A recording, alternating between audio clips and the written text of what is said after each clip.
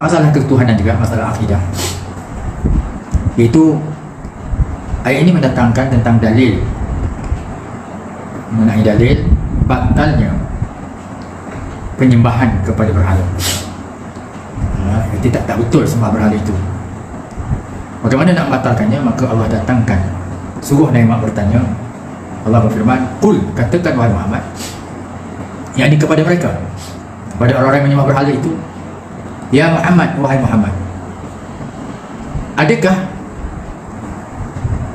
hal min syurakaikum, adakah daripada berhala-berhala yang kamu jadikan sekutu Allah, di kalangan berhala itu adakah mayyabda'ul khalqa, berhala itu yang menciptakan, yang memulakan kejadian?" Jadi artinya yang cipta langit, cipta bumi, cipta manusia, adakah berhala itu yang cipta? Kemudian berhala itukah yang menghidupkan manusia, menghidupkan haiwan? Summa yu'iduhum, yakni kemudian adakah berhala itu yang mengembalikan daripada tiada tadi kepada hidup, hidup dikembalikan kepada mati? Adakah dan lepas mati kembalikan kepada Allah? Adakah berhala itu yang memulakan kejadian, kemudian mematikan, kemudian menghidupkan, kemudian mengembalikannya semula hidup? Jadi tanya wahai Muhammad kepada mereka. Kalau mereka boleh jawab, jawablah. Tapi kalau mereka tak boleh jawab, maka nescayalah mereka tak boleh jawab. Maka katakan kepada mereka wahai Muhammad, "Qulillahu yabda'ul khalqa tsumma yu'iduh." Katakanlah Allah yang memulakan ciptaan. Katakan kepada mereka wahai Muhammad, Allah Ta'ala lah yang memulakan ciptaan, kemudian Allah Ta'ala juga lah yang mematikannya, kemudian Allah Ta'ala juga yang mengembalikan ciptaan itu kepada Allah buat kali kedua.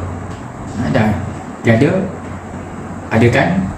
Dah ada, matikan, dah matikan, hidupkan, dah hidupkan, kembalikan kepada Allah. Allah yang boleh buat, berhala-berhala tak boleh buat. Wa anna tufakun, maka bagaimana kamu boleh berpaling, yakni berpaling daripada iman kepada kufur, dan berpaling daripada kebenaran kepada kesesatan. Dah jelas berhala-berhala itu tak boleh buat apa. Bukan dia yang mencipta, bukan dia yang mematikan, menghidupkan, bukan menghidupkan semula, bukan berhala. Dah jelas, kenapa kamu nak berpaling juga daripada kebenaran kepada kebatilan, daripada iman kepada Allah kepada kekufuran, daripada kebenaran kepada kesesatan? Yang ini menolak Allah SWT, menyekutukan Allah dengan berhala. Kenapa kamu berpaling? Sedangkan kamu sendiri mengetahui Allah yang mencipta, Allah yang menghidupkan, Allah yang matikan, Allah yang menghidupkan semula. Jadi itu tempelak Allah SWT suruh Nabi Muhammad cabar mereka dan tempelak mereka bahawa tak betul, tak bertepatan mereka berpaling, menolak iman, berpaling kepada kufur, kepada mensyirikkan Allah SWT. Ayat berikutnya, "Qul hal min syurakaikum," katakan wahai Muhammad, adakah daripada yang kamu jadikan sekutu-sekutu Allah itu, may yahdi ilal haqq, adakah daripada sekutu-sekutu itu, berhala-berhala itu, may yahdi ilal haqq, yang boleh menunjuk kepada kebenaran? Adakah berhala-berhala itu boleh menunjukkan kepada kebenaran, boleh bagi hidayah? Qulillah yahdi ilal haqq, yahdi lil haqq, katakanlah Muhammad, Allah saja yang boleh memberi hidayah, memberi petunjuk kepada kebenaran. Jadi dah tentu mereka tak boleh jawab, Allah saja yang boleh. Afaman yahdi ilal haqq, apakah orang yang boleh menunjuk, apakah yang boleh menunjuk kepada kebenaran? Ahaqqu an yuttaba, yang lebih berhak untuk diikut.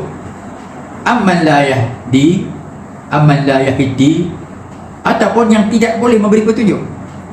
Illa an yuhda, melainkan dia sendiri pun diberi petunjuk.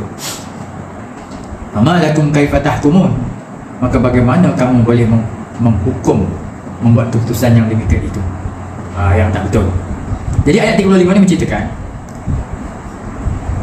sekutu-sekutu yang kamu jadikan sekutu Allah itu, adakah mampu menunjuk kepada kebenaran? Dah tentu tidak, bercakap tidak. Kalau begitu, yang boleh memimpin petunjuk ialah Allah. Katakan Muhammad, Allah yang beri petunjuk. Di antara sekutu dengan Allah, Allah yang beri petunjuk. Kalau demikian, kamu ni nak ikut Tuhan yang beri petunjuk kah, atau berhala yang tidak beri petunjuk? Itu maksudnya. Allah yang beri petunjuk. Kamu nak ikut Allah yang beri petunjuk kah, ataupun berhala yang tidak memberi petunjuk? Sedangkan berhala itu sendiri pun dia yang ditunjuk. Jadi tak patut kamu berhukum cara yang zalim itu. Sebab zalim itu berarti ialah meletakkan satu bukan pada tempatnya. Tak patut kamu sembah Tuhan yang tidak boleh beri petunjuk. Okey. Tafsirannya, katakan kepada mereka, wahai Muhammad, adakah di antara berhala-berhala kamu yang kamu sekutukan Allah dengannya boleh membimbing kamu kepada kebenaran, kepada hak yang sahih, yang tepat, iaitu akidah dan syariat yang benar? Adakah berhala kamu itu boleh tunjuk pada akidah dan syariat yang benar? Maka kalau mereka jawab tidak, berhala itu tak boleh nak tunjuk kepada kebenaran, kepada akidah yang betul, kepada syariat yang betul. Kalau mereka jawab tidak, maka katakan kepada mereka, wahai Muhammad, Allah sahajalah yang boleh memberi petunjuk kepada kebenaran. Jadi kalau berhala tak boleh, yang boleh menunjuk kebenaran ialah Allah. Kalau demikian, maka yang menunjuk kepada kebenarankah yang patut diikut, atau berhala yang tak boleh menunjukkan sesuatu? Bahkan berhala itu sendiri yang lemah daripada tiap satu. Asalkan nak menunjuk kepada kebenaran, kepada petunjuk, dia sendiri pun tak boleh urus diri dia. Dia lemah. Bercakap pun tidak, bergerak pun tidak. Maka kalau demikian, kenapa kamu berhukum dengan perkara yang batil? Iaitu menuhankan benda yang beku, yang tidak bergerak, yang tidak boleh memimpin, diri sendiri pun tak terpimpin. Jadi patutkah kamu nak berhukum, berhakim kepada perkara yang batil ini, bertuhankan kepada Tuhan yang beku ini, dan kamu redha dengan hukum yang zalim ini? Ini hukum yang zalim ialah tidak meletakkan satu bukan pada tempatnya. Batu yang kamu cipta, kamu sembah, zalim dalam itu. Mana akal kamu?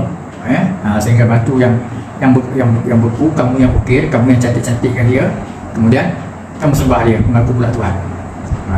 Jadi tak wajar kamu.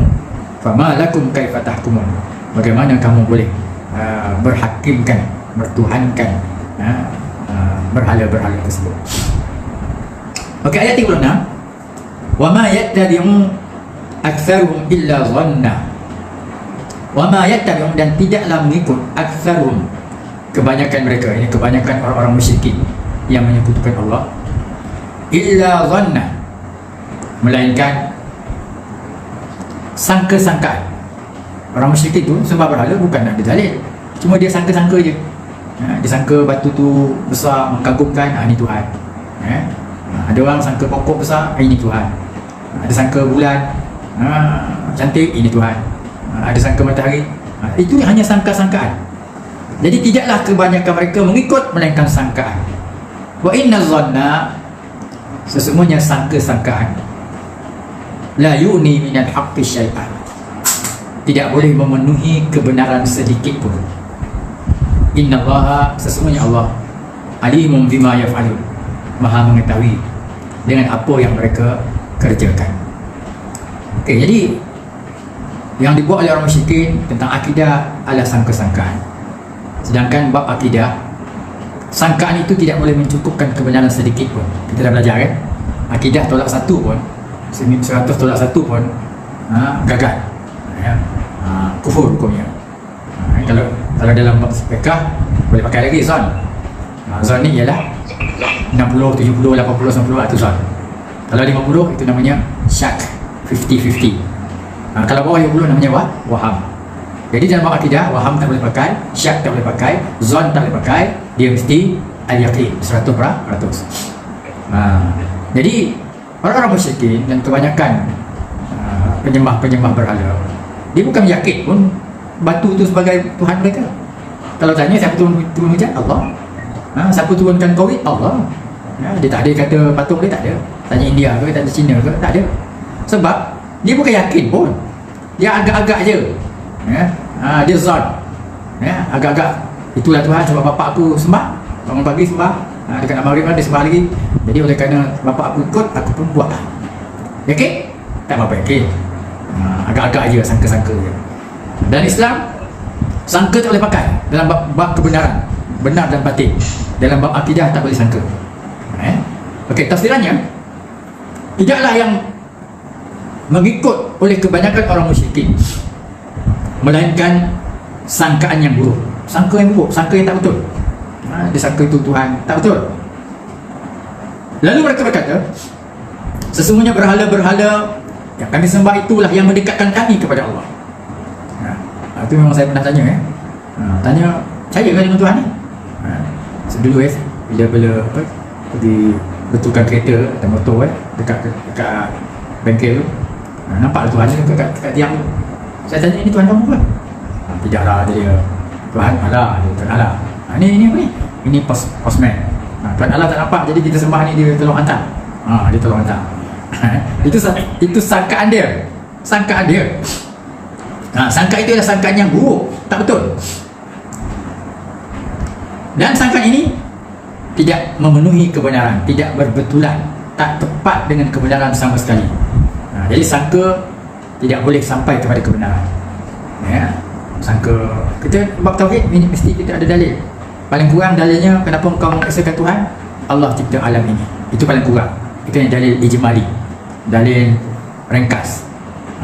Kalau dalil panjang dia, sebab tiap satu tu ada pencipta.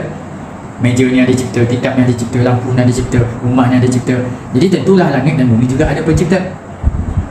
Jadi setakat ni kita tak jumpa manusia mengaku cipta langit bumi ni, tak ada.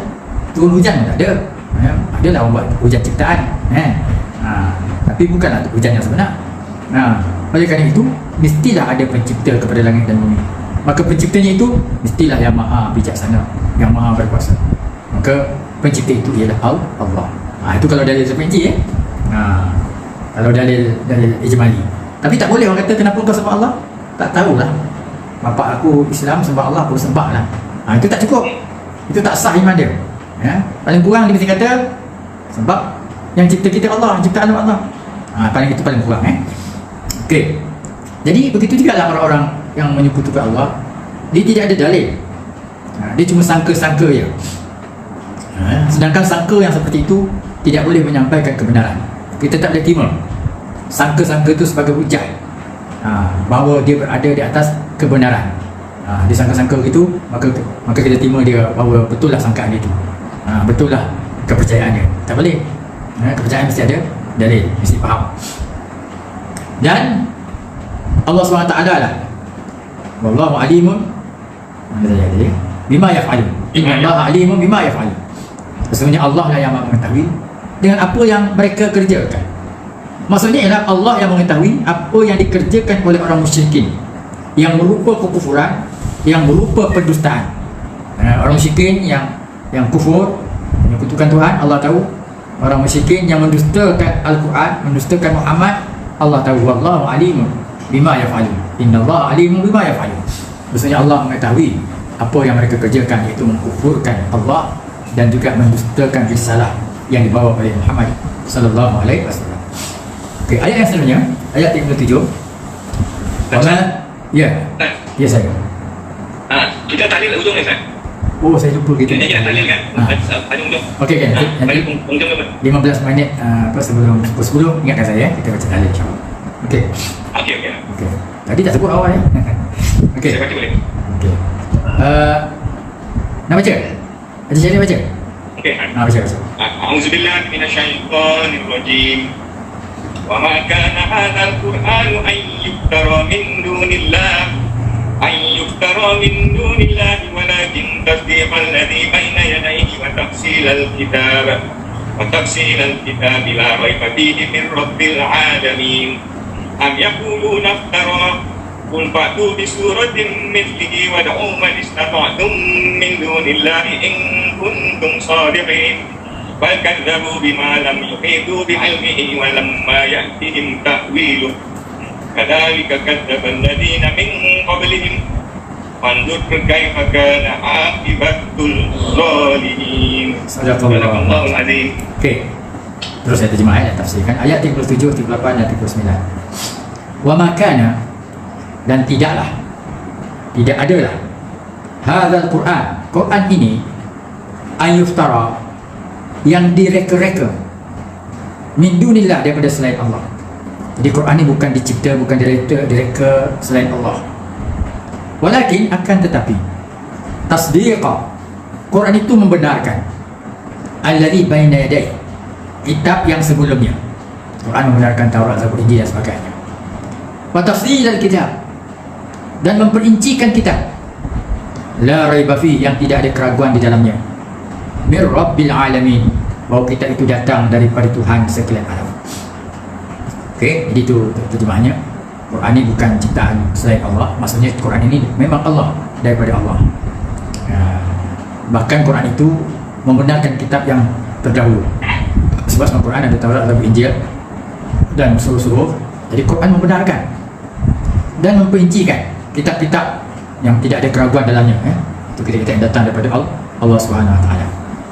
Okey, tafsirannya, maka tidak sepatutnya lah yang seperti Quran yang agung ini diturunkan, melainkan tentulah daripada sisi Allah Subhanahu Wa Taala. Quran yang agung ini, yang begitu mukjizat yang tak boleh dicabar, tentang gaya bahasa dia, tentang cerita-cerita yang terkandung Quran, yang menceritakan perkara yang telah lalu baik, perkara yang akan datang, yang telah berlaku, sedang berlaku. Jadi kitab yang seperti ini tidak sepatutnya melainkan dia datang daripada Allah SWT. Tak patut dia datang daripada manusia. Sebab ilmu ini bukan ilmu manusia. Kerana tiada yang mampu mendatangkan Quran melainkan yang seperti Quran itu, melainkan Allah saja yang boleh bercerita tentang Adam, Idris, Nuh, Soleh, umat-umat yang terdahulu, kaum Sabah, kaum Fir'aun, yang boleh cerita tentang mahsyar, ada Ya'juj Ma'juj, menceritakan tentang Nabi Nuh. Tak ada, melainkan Al-Quran. Jadi berdasarkan itu, tak ada orang boleh cakap perkara-perkara yang gaib sama ada dahulu, akan datang, malah sekarang ini. Contohnya Quran cakap Ghulibatir Rum, Rum akan tumpas, akan tewas. Masa Quran itu pun Rum tidak tumpas lagi. Dia tumpas pada zaman Sayyidina Umar radhiyallahu anhu. Zaman Rasulullah tidak. Sedangkan Al-Quran menceritakan Rum akan tumpas. Tumpas tu bila? Abu Bakar tak jumpa lagi. Rupanya zaman Umar radhiyallahu anhu. Jadi banyak lagi contohnya. Inna Ya'juj wa Ma'juj mufsiduna fil ardh. Ya'juj dan Ma'juj akan memaharajalela di muka bumi. Allah cerita. Tapi sekarang macam-macam lah orang kata. Sekarang ni zaman Ya'juj nak keluar, Ya'juj dah ada sekarang ni. Tentera bendera hitam pun dah keluar daripada Khurasan. Yakhruju ta'ifatun minal Khurasan, dalam hadis. Siapa dia? Tu Taliban. Kita pun tak tahu betul tak betul. Saya pun tengah tengok betul tak Taliban ni ikut syariat ataupun lari, ataupun kalau dulu kan Taliban dulu versi lama Taliban 1.0, zalim dia nak bunuh dia, nak tembak je. Sekarang ni Taliban versi 2.0. Adakah dia bertepatan seperti yang disebut dalam hadis? Hadis kata golongan tu ialah golongan yang tidak pernah ditewaskan. Benar kalau kita tengok tu Taliban sekarang ni tak pernah ditewaskan. Dengan Soviet Union dulu, Soviet keluar daripada Afghanistan, kalah Soviet. Kemudian bila Amerika masuk, dia tak tewas, dia keluar. Bila Amerika keluar, dia datang, dia masuk. Jadi dalam hadis tu bangsa yang tidak pernah ditewaskan. Kalau Malaysia ni pernah ditewaskan, Indonesia pernah ditewaskan. Jadi nampaknya mungkin lah. Sebab Khurasan tu yang tantan tu, Afghanistan, Pakistan, Azerbaijan, itu semua jenis-jenis Khurasan itu daripada Khurasan. Hadis menyebutkan golongan tu datang daripada Khurasan, golongan yang akan menjadi tentera Imam Mahdi. Tapi kita tak berani nak kata sebab dunia menghukum Taliban. Dulu Taliban yang diskriminasi, orang perempuan tak boleh akan bekerja. Jadi kita nampak yang macam itu je. Jadi sekarang ni tiba-tiba Taliban sekarang ni dia tidak begitu. Dia kata perempuan boleh kerja, perempuan boleh keluar rumah, kemudian dia boleh berhubungan, boleh menerima kerajaan-kerajaan lain. Dia tidak akan kacau kerajaan lain. Jadi kita pun tidak tahu betulkah itu golongan daripada Khurasan yang disebut dalam hadis Nabi. Tapi hadis menceritakan ni kan, ni benda-benda gaib okey.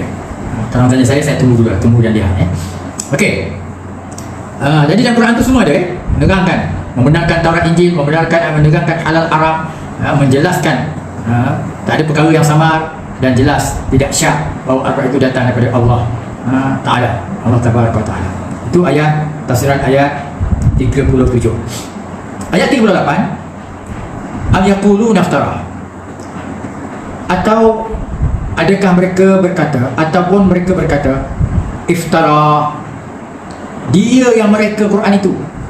Orang-orang musyrikin mengatakan iftara, Nabi Muhammad yang mencipta Al-Quran itu.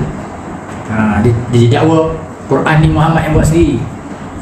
Pokok orientalis dia pandai, dia beri julukan kepada Muhammad ni Abqari, itu Muhammad ni maknanya orang cerdik dia kata.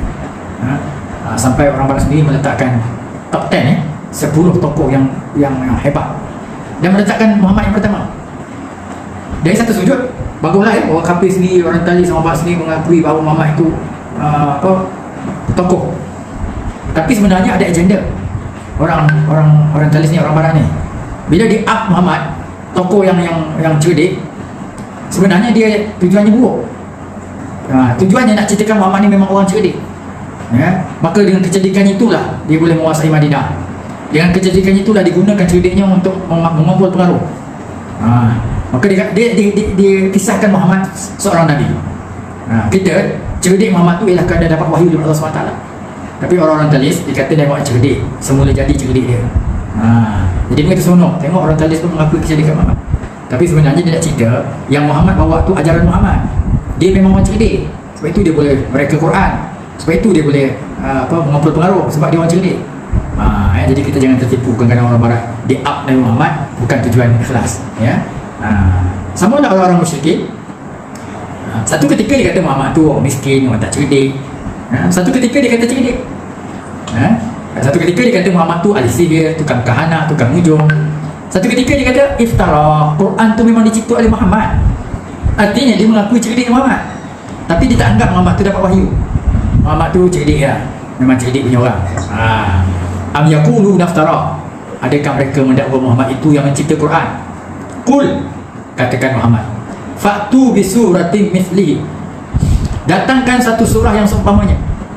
Jadi kalau betul lah Quran tu Muhammad datangkan, Muhammad manusia seperti kamu, tak ada daripada Allah SWT, tak dapat wahyu.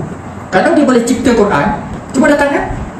Paling kurang inna a'tainakal kautsar fasalli li rabbika wanhar inna syani'aka wal abtar. Kan dia tu, mari datangkan satu surah yang 3 ayat macam tu. Walaupun orang Arab ni ahli puisi, ahli sajak, penyair, pujangga, setiap tahun dia ada fasa pertandingan di pasar Mukas, dan karya-karya yang terpilih akan digantungkan dalam Kaabah, jadi mendapat penghormatan di Mekah. Siapa yang boleh melahirkan sajak ke, puisi ke, gurindam ke, apa saja yang berbentuk sastra, akan dibagi jorokan, dibagi tokoh, dan karya mereka digantung dalam Kaabah. Itu hebatnya perkembangan sastra di Mekah pada ketika itu. Jadi sepatutnya lah, kalau kamu ahli pakar, ahli penjaga, tentulah boleh datangkan Quran yang seumpamanya.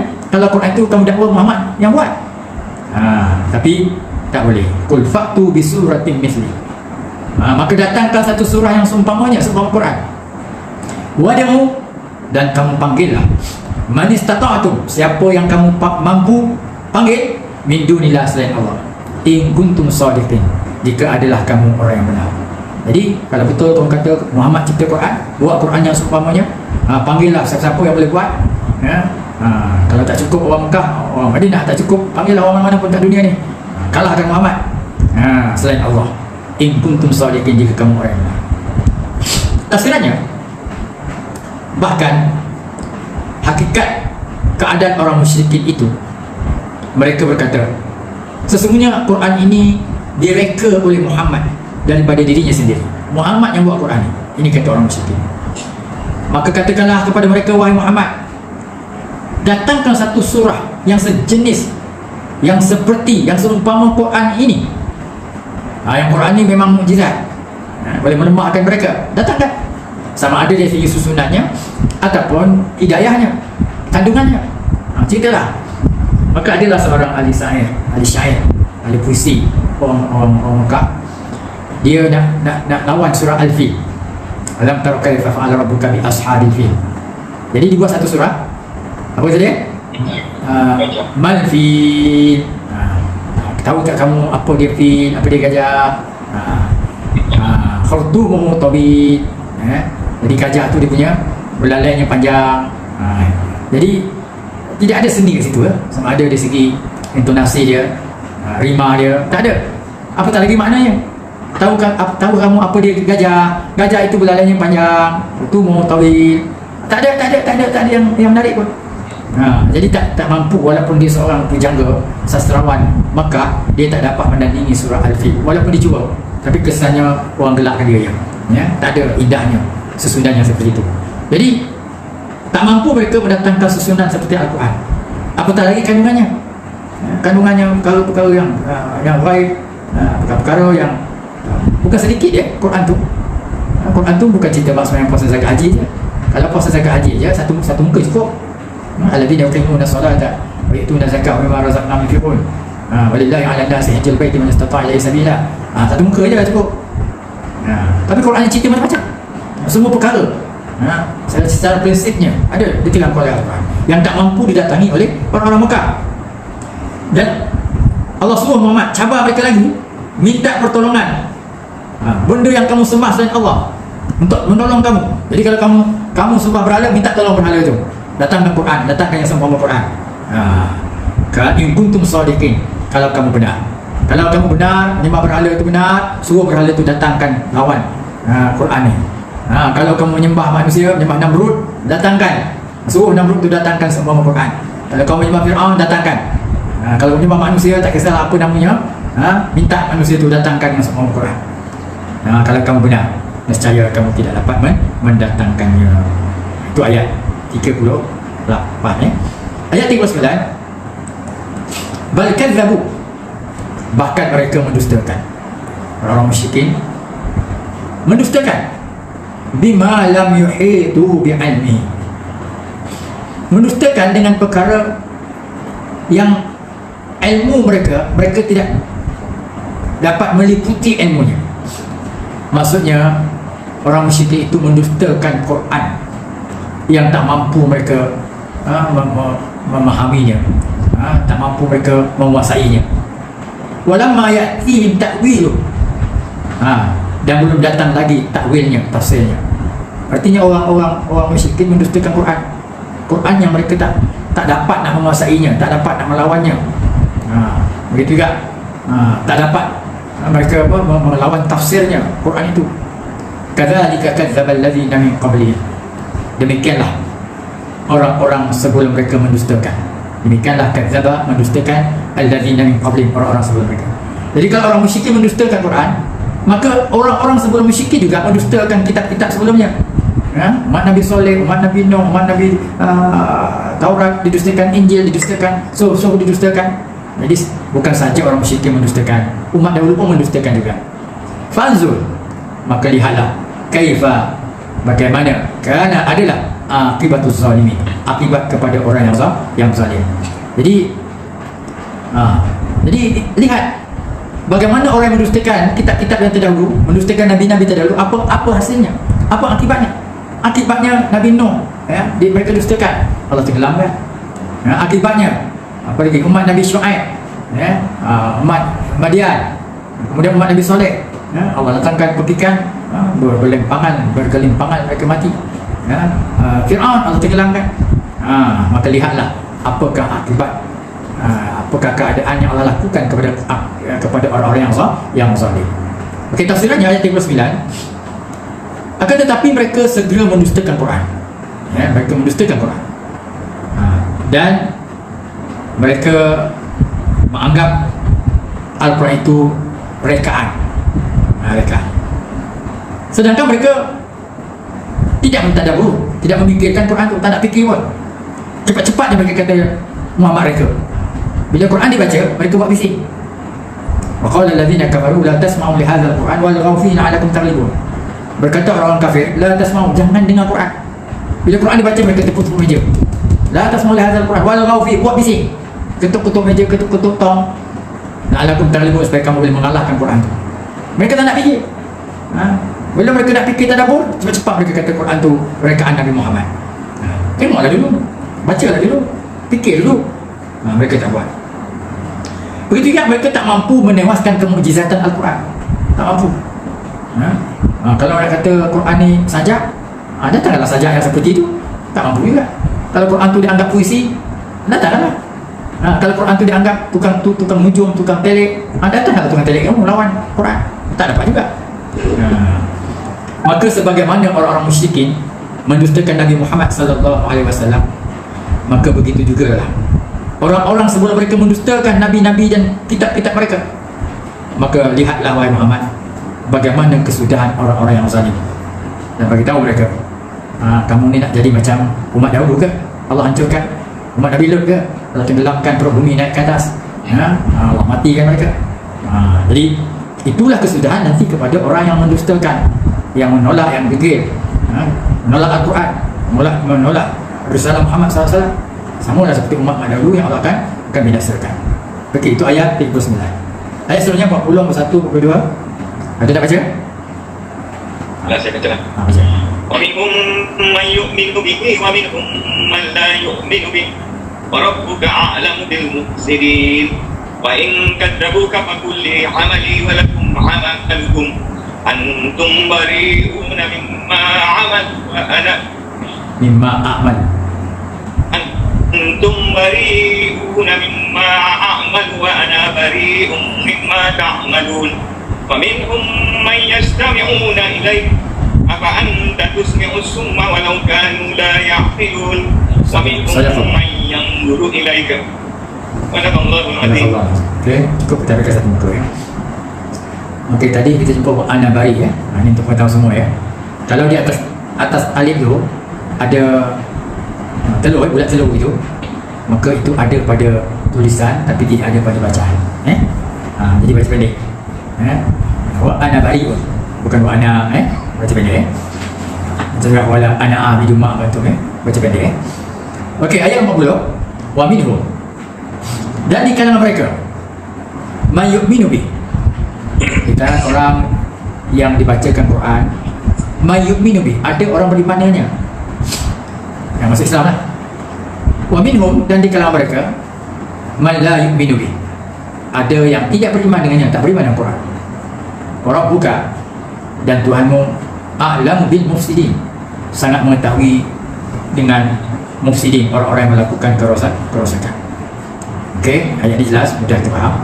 Tafsirannya, di kalangan mereka yang dibacakan Quran, yang Rasulullah bacakan Quran, ada yang membenarkan Al-Quran, ada yang beriman dengan Al-Quran, dan di kalangan mereka ada yang tak membenarkan Al-Quran sehingga mereka mati kafir lah ya. Dah dibacakan Quran, Islam sampai, dakwah sampai kepada mereka, tapi mereka tak nak beriman ya, sampai mati mereka tak beriman ya. Jadi kita tengok sekarang ni banyak orang-orang barat ya, orang kafir pun masuk Islam ya. Tapi orang-orang yang mungkin ada lah ya, kawan-kawan kita yang Cina, yang India masuk Islam, tapi sangat sedikit dibandingkan dengan berlaku secara ramai ya, dekat London, dekat Amerika ya. Itu menunjukkan kita belum maksimum lagi, kita belum lagi maksimum menyampaikan dakwah. Itu yang sesuai Aisyari kena buat ni, dakwah kepada orang mu'alaf ya. Itu menjadi sedikit. Kita tak dengar gerakan besar-besaran masuk Islam seperti di negara Eropah ya, di negara Barat ya.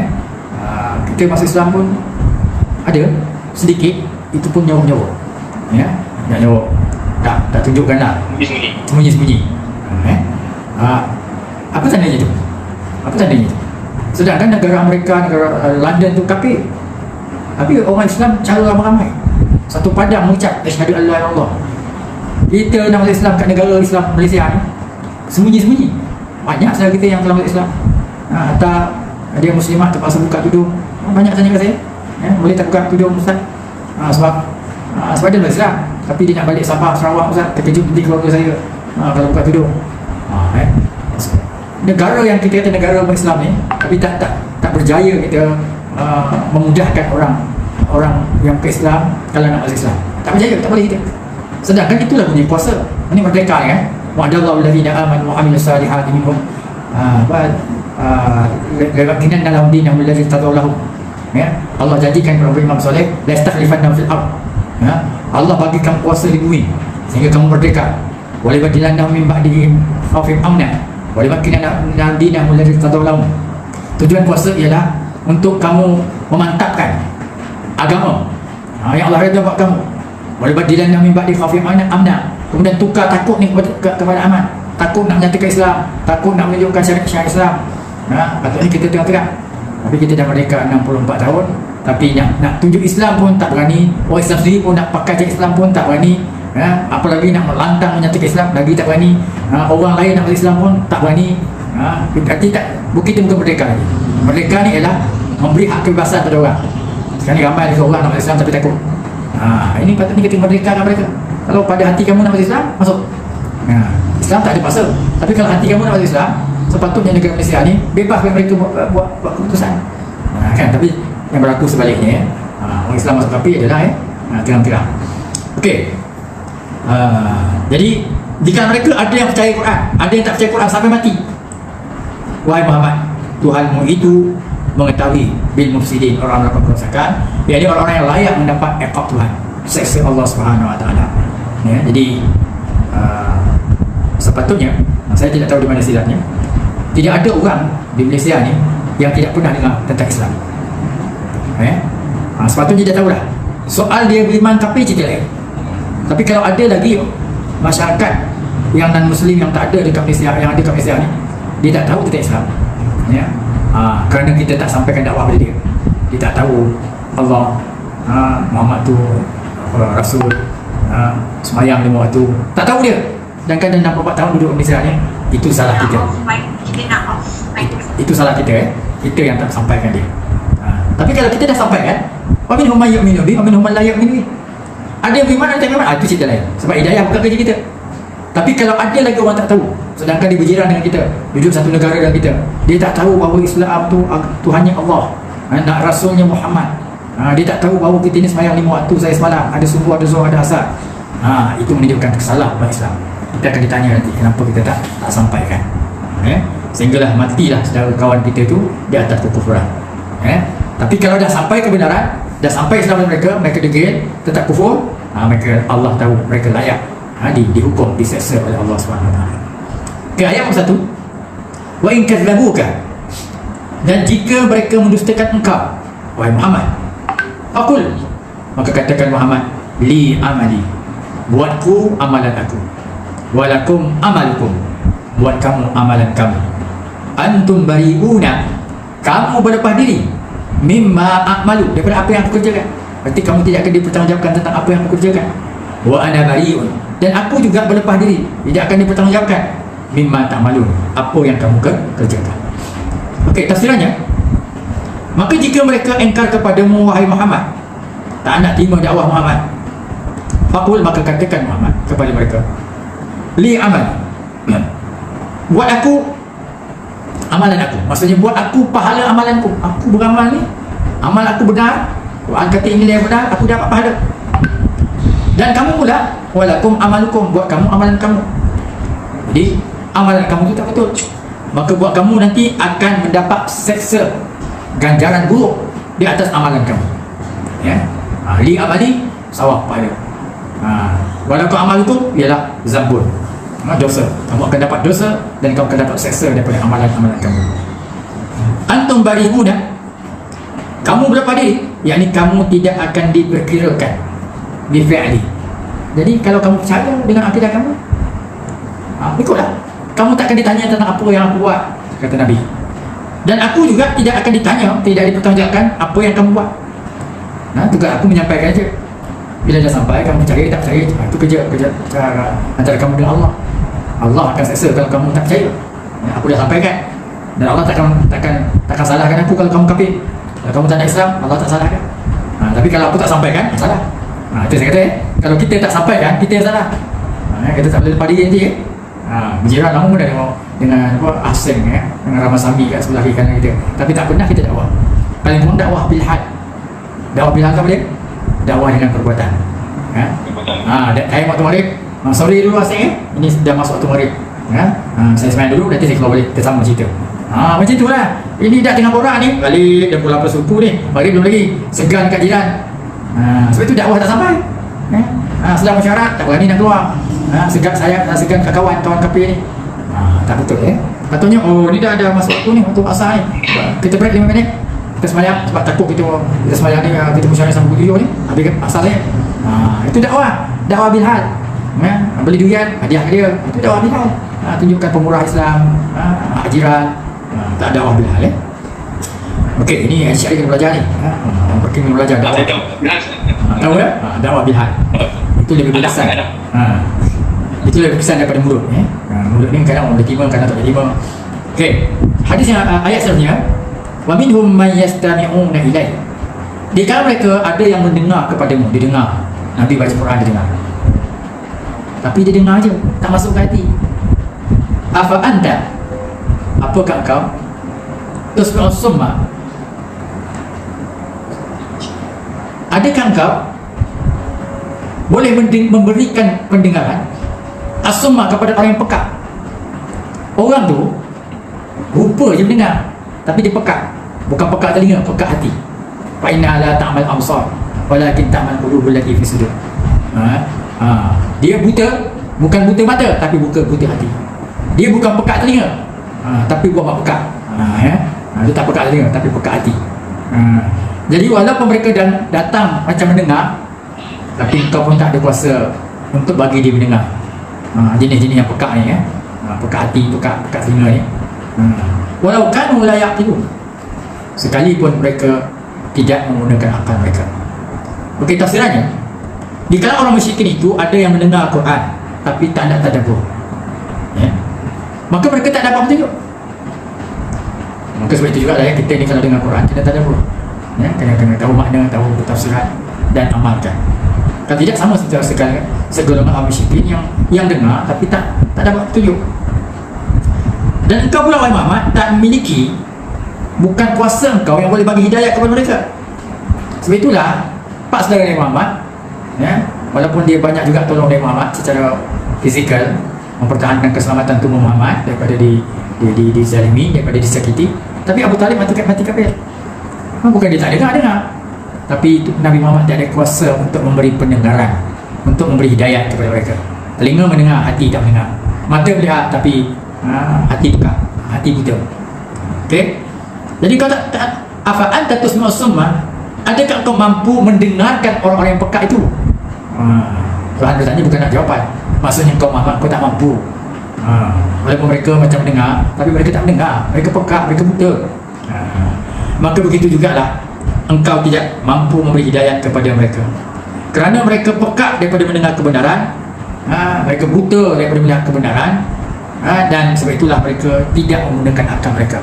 Sebab apa mereka pekak, mereka buta? Mereka tak guna akal. Tak guna akal. Walaupun mereka mendengar, tak guna akal. Walaupun mereka melihat, tak guna akal. Itulah sifat orang-orang musyrikin yang disebut oleh Allah Subhanahu wa Ta'ala. Okey, jadi kita habis satu muka ni, kita tengok dia punya pengajaran. Okey, pengajaran daripada ayat ini. Pertama ialah menegaskan tauhid, iaitu mengesahkan Allah SWT. Kita semua makhluk mesti mengesahkan Allah. Mengesahkan Allah ni bagaimana? Iaitu membatalkan Tuhan-Tuhan yang disangka, yang diakui oleh penyembah-penyembahnya.